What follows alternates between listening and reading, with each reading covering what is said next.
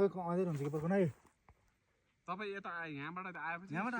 त्यो अब हिमाल देखाउन लगे त्यहीँबाट हिमाल देखाउन ल हामी रेडी भइसक्यो ल ल खिचिहाल्नु ल परमेश्वर गनिदिनु म त हेरेको छैन यार कति भयो 4 5 ल म भन्छु 7 8 9 10 11